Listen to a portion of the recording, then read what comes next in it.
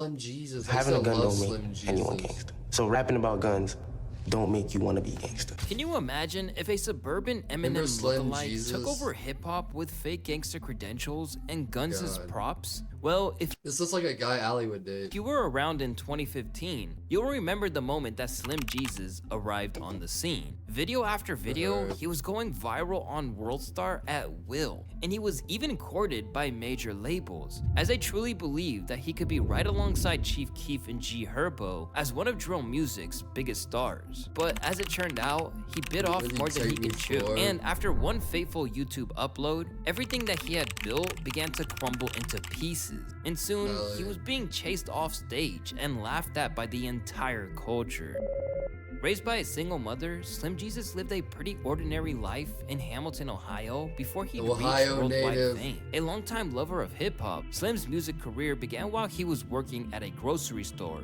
In between shifts stacking shelves, Slim, real name Robert Church, began uploading music to SoundCloud and YouTube. At some point, he must have had second thoughts because these tracks would eventually be deleted. But when he returned, Slim had struck gold in the most unexpected of ways. As an avid fan of rap, Slim was up on the new wave of drill, making its way over from Chicago, and to him, it only seemed natural to make some himself. That's just like, that's a lot of what I listen to, and I'm influenced. I'm no way trying to steal their thing. Like, I'll give credits to Chicago. They created the drill movement. I listen to a lot of Chicago rappers, and that's just what I'm influenced by. But in a decision that worked in the short term but would go on to ruin him, Slim didn't put his own spin on drill. Instead, he emulated everything he saw, from the gun-toting imagery to the tales of hunting down ops in his lyrics. Armed with a Cocky Beats production, Slim created the song Drill Time, and within days Drill of its Time release, is he shook such the a world. good You can song. find me posted up on Frank Block with my fucking gang.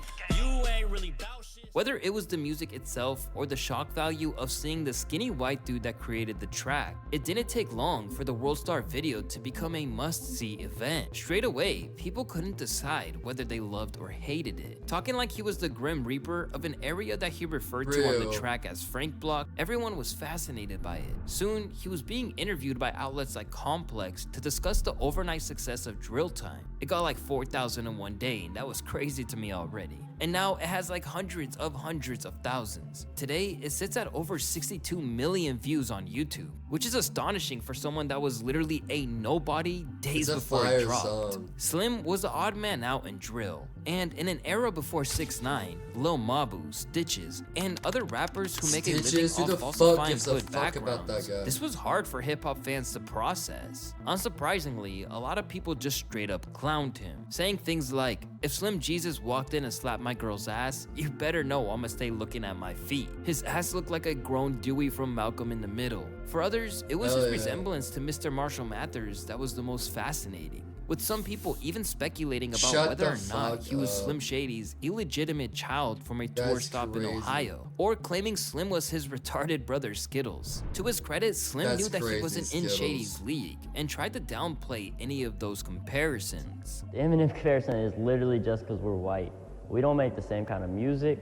I don't like rap the same. People stay talking about, man, has Eminem tweeted you yet? No, and that shit probably won't happen because we're on completely different bars. I'm not lyrical, I'm ignorant. Considering he was the white guy doing drill music, it's no surprise that At least he some was artists real saw about him it. as a culture vulture, and soon after he had put the track out, another rapper from Chicago by the name of Lil Mouse jacked the song's beat to diss Slim Jesus for all of his tough talk. That's crazy. Characters finna shoot a movie, pit a minute scene. You did a song with niggas from here, but real talk, they ain't no shit.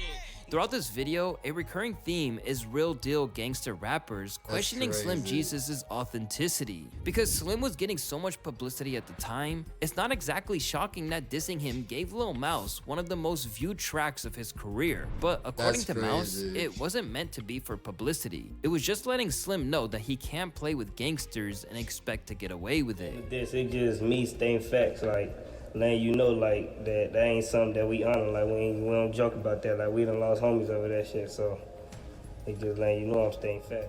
Although some Chicago Damn, bro. drill artists thought it was disrespectful, Gangsters and it rappers wasn't are all crazy. hate coming Slim Jesus' way. Unexpectedly, some real drill artists came forward to co-sign him, such as Lil Bibby, who said, Lil "What they Vivi. on with you, Slim? Why they dissing my youngin?" in response to people dissing him. While outside of Chicago, superstar DJ Diplo gave the rapper his seal of approval too, Diplo. declaring that he was just at home with friends listening to Slim Jesus. As for the game, his fuck? stance was a little different. He was just concerned that if Slim was capping, then it might lead to some serious problems in his future. I think that Slim Jesus either really be fucking killing, or he's gonna get his ass smoked. I worry about Damn. kids these days rapping about things they're not really about. Sometimes I think it's sad because lives can be lost while playing those games. Be careful, Slim Jesus. At this point, Slim was playing his hand perfectly. He made a diss track back to Lil Mouse, claiming he had bigger fish to fry. Who the fuck is Lil Mouse, man? I got bigger fish to fry.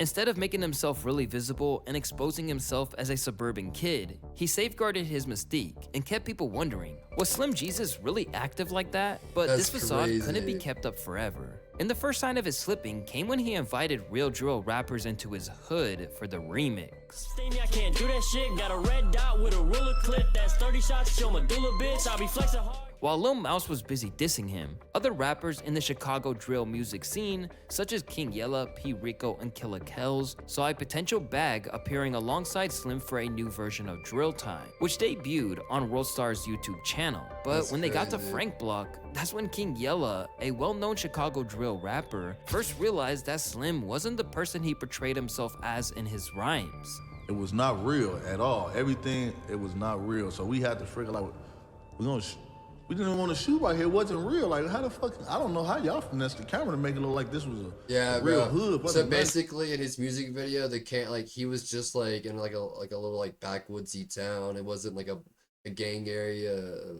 crime area. It's just like a chill little area. What's going on? Rather than expose him, King Yella kept the secret to himself, cause by associating with him, he got a pretty big publicity boost. And soon, he wasn't the only drill rapper to use Slim like this, even if they denied it. 4 days after the remix to Drill Time dropped on Worldstar, Slim was still seen as such a hot commodity in the drill world that he was flown out to Chief Keef's album launch party. Despite being pictured together, Keef denied co-signing and acted like he was just another fan who came by. Clearly, Keef wanted to prove that he wasn't putting Slim on, cause despite the That's huge number of crazy. views Drill Time generated, showing there was a financial benefit to collaborating with him, the streets wouldn't have it when there was still that's- debate over if Slim was Yeah, really money about that life. But really even with is Ali's Sosa man. acting like he had nothing to do with it, academics told another story. Come on, bruh. You brought him out to your show.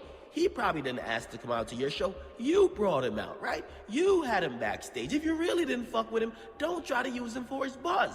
What probably was gonna happen, and I'm not saying Chief Keef probably set this up, maybe his record label, they probably brought dude out. Just rake the 100 bits. I appreciate you. You're sweet. Thank you. Because if Slim Jesus did his first performance at a Chief Keef release party concert, it would make national news, right? Looking back, this really shows how much of a big deal Slim was at the time. Chief Keef was the man that brought drill music to Slim the Jesus. mainstream with tracks like Don't Like and Love Sosa. But in 2015, his label thought that he could use the help of a scrawny kid from Ohio. It's almost insulting looking back at it. At the time, labels clearly saw Slim as a gateway for drill to reach white suburban kids. Adam22 once pointed out that there was a brief moment where it looked like working with Slim could boost the profiles of rappers from the trenches. It was a stimulus package, Slim Jesus stimulus package. It was for a little while. I mean, a lot of people kind of got whatever they needed to get out of that situation. Sure. But this That's isn't a level crazy. of respect or consideration that Slim would have time to get used to, because in the space of one interview, everything would change. As I said earlier, Slim Jesus did a really good job of maintaining an air of mystery during the initial frenzy over Drill Time. However, he was about to slip up and do irreparable damage to Drill his earning Time goes potential in hard, the bro. future. On September 30th, 2015, Slim Jesus appeared on Vlad TV for his first major on-camera interview. When asked about his gang ties by Vlad, Slim lifted the lid on his whole persona, revealing that he was basically just a fan mimicking the music he loved, rather than the gangster kingpin of Hamilton that he portrayed That's himself as. crazy, bro. For the most part on the street shit, like, I mean, I know people and I've been, in some situations, but I'm not like out here fucking killing people.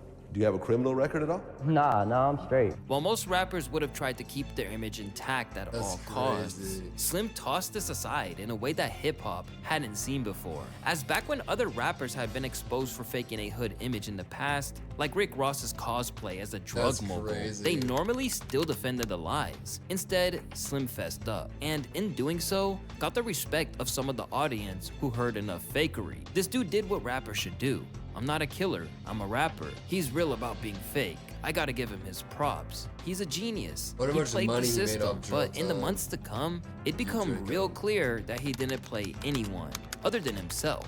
However, for the moment, Slim was still a big deal and everyone watched his big confession. To this day, it's still the 6th biggest interview in Vlad TV history. At first, it looked like Slim was handling the scandal pretty smoothly. He continued to rack up millions of views on tracks like Buck Buck and Facts. Plus, his collaborations with Worldstar on songs like Warning Shots and a remix of G Herbo's Who Run It were also getting decent views and positive reactions. But no matter what he tried, there was no replacement for the excitement that surrounded him during the days before the Vlad TV interview. And if you ask me, that's because the illusion was shattered for a generation of hip-hop fans who are still looking for authenticity from rappers, or at the very least, an attempt to keep up the image. Within 3 months of the interview, Slim was deemed to still be a big enough deal that he was invited back to Vlad TV for a follow-up. Rather than trying to double back, Slim clearly believed that he did the right thing.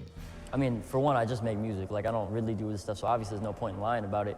And also, lying about it is only gonna like bring me negative nonsense. It's not gonna, bring anything positive in my view. So I just didn't see the point in lying about it, really. But it looks like Slim might have needed some of that negative nonsense. Because where the original interview was one of the biggest hits Vlad ever had, the follow-up still hasn't cracked 1 million views to this day. When it came to interest in Slim, it should have been obvious to everyone that it never revolved around his rapping ability. It was just the bizarre sight of a white dude making drill music and talking about smoking his obs. But with Slim letting the world know that he was basically just role-playing as a gangster, the novelty was gone, and so too was a lot of the interest in him. Still, back then, Slim was either oblivious that the fall was coming, or was just burying his concerns in the sand. Because of the way he was acting, you'd think that he was a made man, burning lucrative record contracts and hanging up on powerful figures in hip-hop. Little fun fact a lot of y'all don't know, I've been had offers from the same bullshit-ass labels that be signing y'all's favorite rappers. And you know how I feel about them? Fuck a label. We getting independent money, bitch. Even if hip-hop fans had moved on, the industry was still left startled by the viewing figures on Drill Time and clearly thought there must be something there. Remember, this was in 2015, the same year that Fetty Wap went viral for his hit song Trap Queen, and then suddenly had a #1 album. At this time, things like this didn't just happen on a weekly basis. So, believing that he saw star power, back then, bro, literally like a nobody artist, they release one song and then the next day they're going on tours, they're super famous, like Lil Pump, Fetty Wap. Like back in the nowadays, artists don't just blow up like that overnight. You know what I mean? His own Birdman made a play for Slim, using King Yella as the mediator, and he claims that Slim literally hung up on Birdman. Birdman wanted him on the phone. I got a whole conversation with Birdman right now. Thirsty for him. Slim Jesus hung up on the man in his face. Birdman tried to fly us out to LA.